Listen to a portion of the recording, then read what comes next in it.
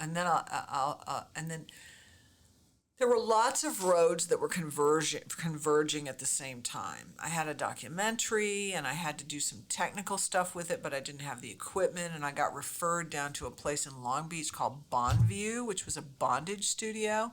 So I met those guys kind of simultaneous to Marcy, and I also met Gabor simultaneous to Marcy. So it was coming at me from a lot of different directions, weirdly. I don't know why. And actually, Blondage was the first movie I directed, but I shot something before that, and I don't even know how I got on that set. I just remember I met Ron Vogel, who looked at me and said, "Girls aren't supposed to shoot porn." I was like, "Who are you, old man?" And he had a redhead daughter too. Fuck. And then it was Savannah when she was alive. It was her movie. Really? And I did a lot of her scenes, yeah. And there was a scene. It was a three-way. It wasn't with her. It was another girl. I don't think it was with her. There was a guy on the bottom. Alex, the guy with the long curly blonde hair, the real pretty guy, whatever his name was. I want to say his name was Alex something. Not Alex Metro, because that's... No, he was short with black hair. No, this guy had long flowing blonde hair. It was real Fabio looking. I can't remember his name. But anyway, Alex Sanders. Alex Sanders. And then a girl was on top. And then there was a guy behind her, Tony Tedeschi.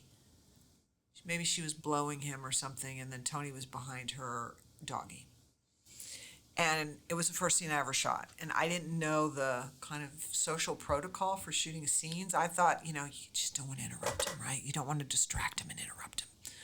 So I had this big beta cam, and I was sitting probably 30 feet back from the scene, sitting on the floor with the camera, like I was zoomed in all the way so that it was, kind of all three of them were in the shot. And I'm zoomed in trying to hold the camera steady.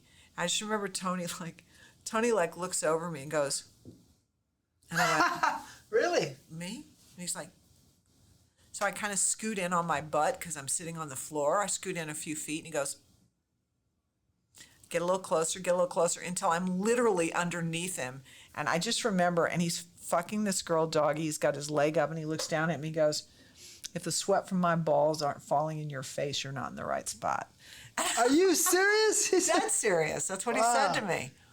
And then after the scene, he goes, "You got to be tight to shoot this shit. You can't, it's not the news, Wow. I was like, "Well, I didn't want to bother you." He goes, "It's what we do for a living. You're not bothering us." Well, that's what nice of him. That was intelligent of him. Yeah.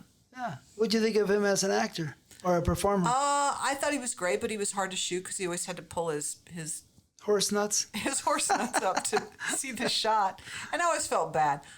"Tony, could you just pull your ball sack up, please?" Yeah. Right, yeah. Yeah, I think I worked with him a few times, of course. Yeah. I saw that.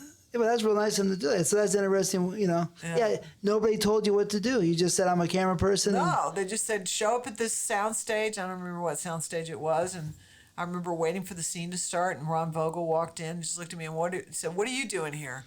I said, "I've been asked to come shoot the scene." He goes, "Girls can't shoot porn." I said, "What is this, 1956? Who are you, old man?" You're lost in time. Yeah.